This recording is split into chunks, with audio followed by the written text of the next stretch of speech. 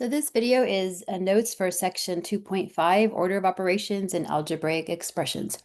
From previous sections, we learned that to square something means to multiply it by itself, and there's just a list of some commonly squared numbers.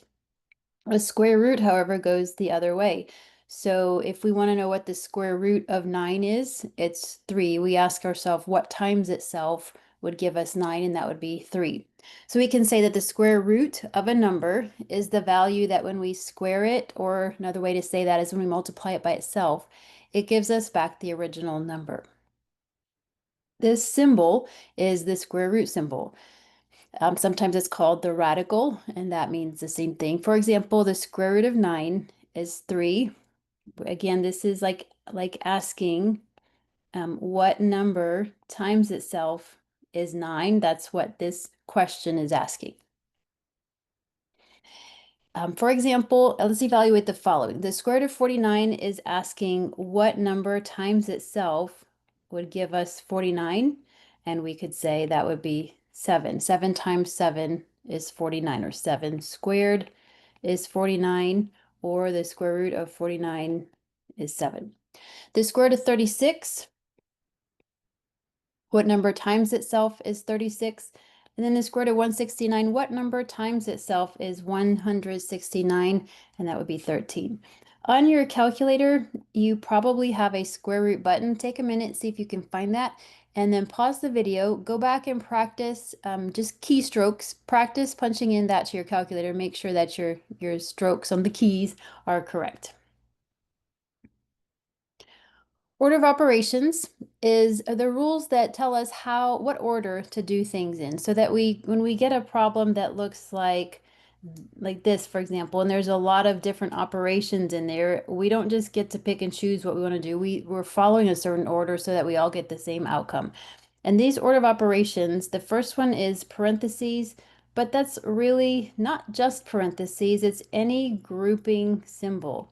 So some more grouping symbols could be a fraction bar. It groups the top from the bottom. Square root is another grouping symbol. Anything that's under the square root has to happen together. And then, of course, parentheses would be a grouping symbol. These would be called brackets. That's another type of grouping symbol. And then sometimes, I don't know if we'll see this in here, but sometimes there could be what's called braces, and that's another type of grouping symbol. So it's not just parentheses. There are other types of grouping symbols that get included at this step.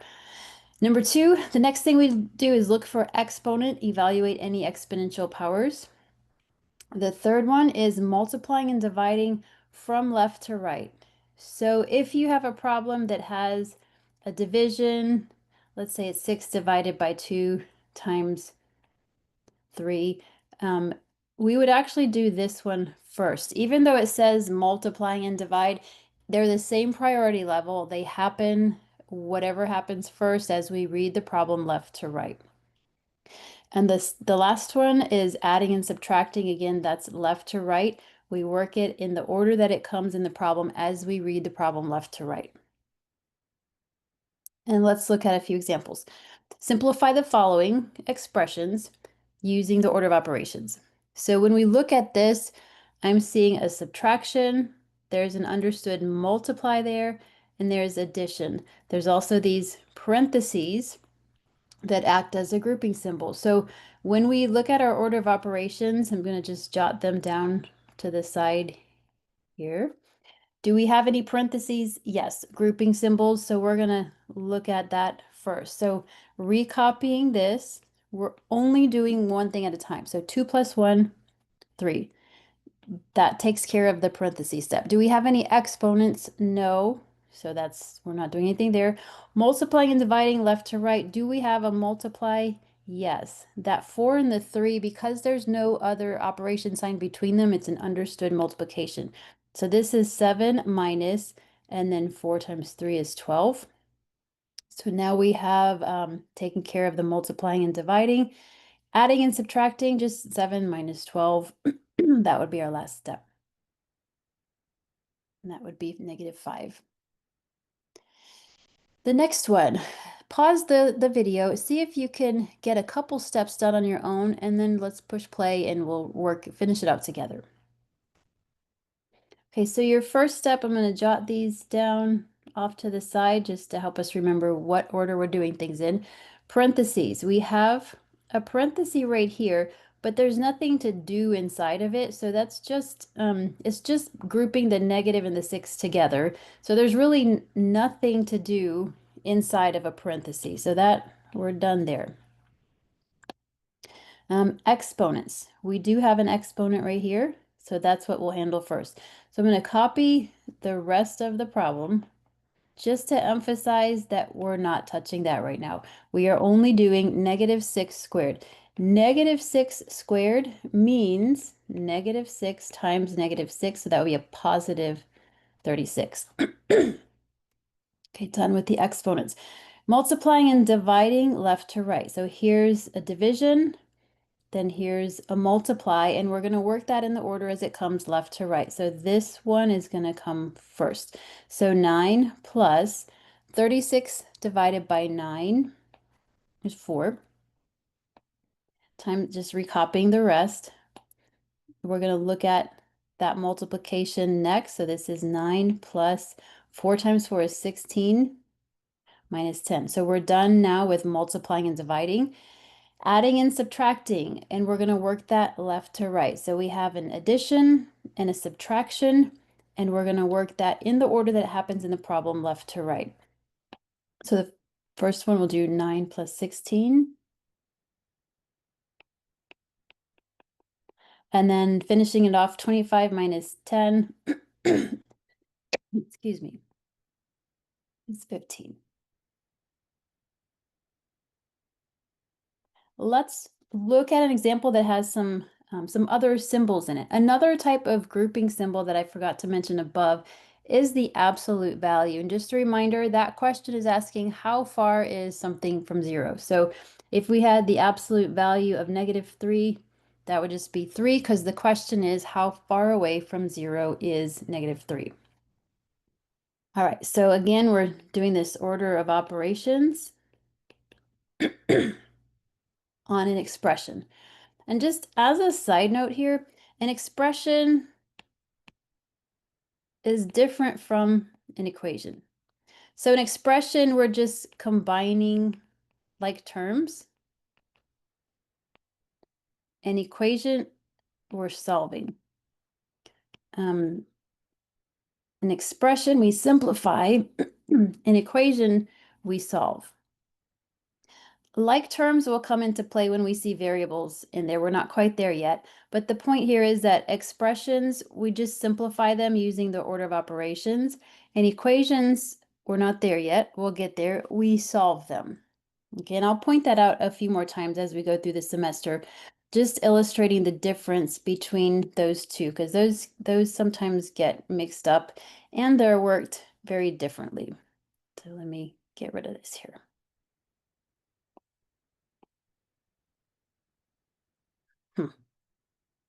Okay, so our order of operations tell us we want to do parentheses first. When you look at this expression, are there any parentheses? No, but there are grouping symbols. So we're going to look, there's a grouping symbol, and then there's a grouping symbol. I'm going to work in here, and then I'm going to work in here. So 4 minus 9 times 2, multiplication and subtraction, which one happens first? The multiplication. So we're going to say 4 minus, and then 9 times 2 is 18. And 4 minus 18 would be a negative 14. The absolute value of negative 14 is positive 14. So that's sort of one piece of it. I'm going to work with the other absolute value. Negative 10 plus 3 squared. So I'm looking at the exponents first. So that's negative 10 plus 9, which is a negative 1. This minus sign, I'm just bringing down. The absolute value of negative 1 is positive 1. And then 14 minus 1 is 13. I'm just going to emphasize all of these expressions are equivalent. This is the most simplified expression. And that's what we were going for. Simplify the expression. So get it as simple as it can be. All of the operations have been worked out.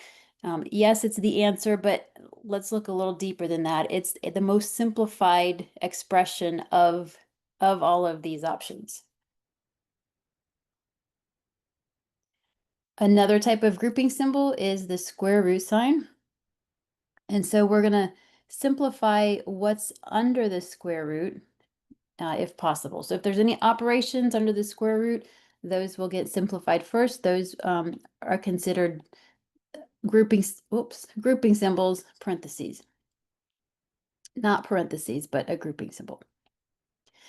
Okay, so 7 minus 36 minus 11 is 25. And I'm going to be real careful here, and I'm going to erase that extra bit of the square root sign because, let me show you why. That matters. If I have 25 plus 2 versus 25 plus 2, those are very different expressions. Here, this would be the square root of 27. Here, this would be the square root of 25 and then plus 2. So how far we draw that line or not, it matters. So I'm going to be very careful with that.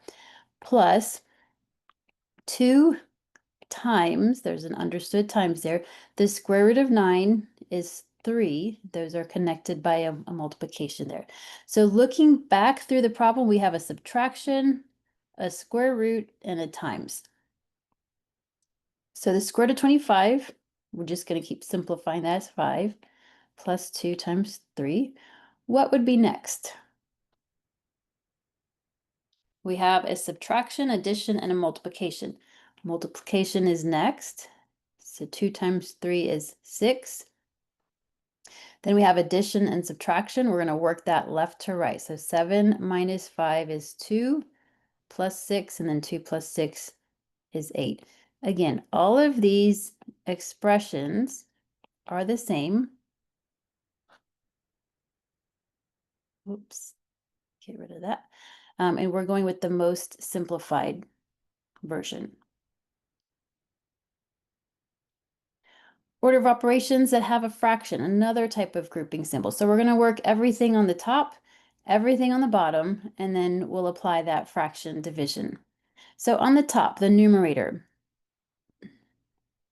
10 minus 50 is negative 40. I'm going to keep working with just the top. The absolute value of negative 40 is positive 40. Now go to the bottom. 6 squared minus negative 4 squared. Let's take care of the exponents. 6 squared is 36 minus, when we square negative 4, that means negative 4 times negative 4, which is positive 16. So we have 36 minus 16 in the denominator, which would be 20. And now we can simplify 40 divided by 20 is just 2. How many 20s are in 40? 2. If you're wondering, isn't that the same thing as 2 over 1? Yes, it is, and that can simplify to 2. So let's look at one that has a lot of different types of parentheses, brackets, and braces. We're going to simplify the innermost grouping symbol first. So I'm going to color code here. So these two go together, and then these brackets go together. And so I want your eyes to see kind of what matches. Let's work with the innermost one first. So that would be this. So I'm going to copy the rest, and we'll figure that out. And there we go. So negative 12 plus 9 is negative 3. So we've got this one done. Now let's look at this one. Let's work inside here. So 7 minus, we've got 3 squared plus a negative 3. So this is 7 minus 9 plus a negative 3 is positive 6. And this is just 7 minus 6, or 1.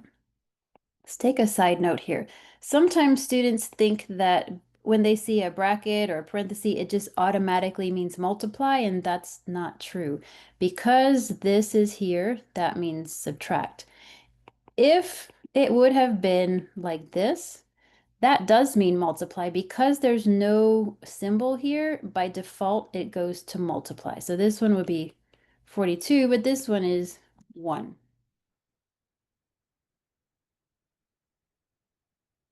Let's see, one more example. Let's find the innermost parenthesis first. So a little bit of color coding here. We've got a brace and a brace. We've got a bracket and a bracket.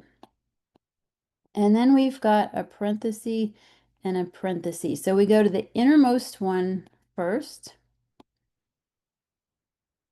Let me just see if I can get a different color here. Okay, so I'm recopying all of this. Still recopying. I'm not computing or thinking anything until I get to that pink parenthesis. That's the innermost one first. So -6 plus 4 is -2. We still have a cube there and a bracket and a brace. Okay, now the innermost parenthesis is here. So we'll work in there. So I'm recopying. By the way, these different parentheses are used just to help kind of organize and see that there are 3 sets of grouping symbols. So we have -5 plus 10 minus -2 cubed. Exponents would happen first. So I'm recopying this. -2 cubed means -2 times -2 times -2, or -8. Did you catch that double negative? One of them is from this.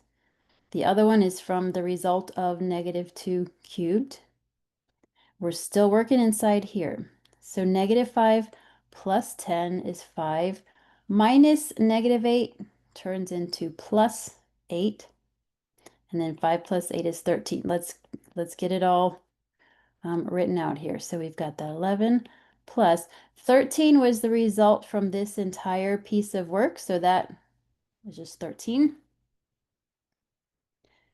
-13 plus 3. We're ready to do that last set of grouping symbols.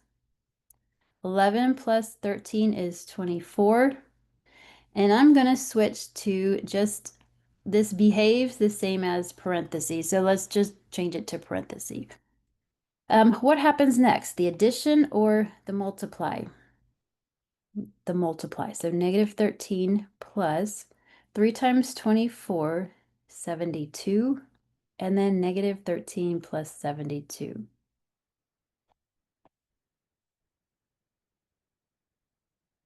59. Okay, so again, all of these were equivalent. They all have the same value. This is the most simplified version, so that's the one we go with. We simplify until there's nothing left to simplify. And I think that's the end of this section. So again, order of operations, somewhere in your notebook, it would be wonderful if you could get a sticky note and just jot this down so you can move it from page to page as you're working. This will keep coming up for the rest of the semester. We want to make sure you have it in a place that's kind of mobile for you to move it around as you work on different problems. Your next step is to work the problems for this section from Alex in our computer.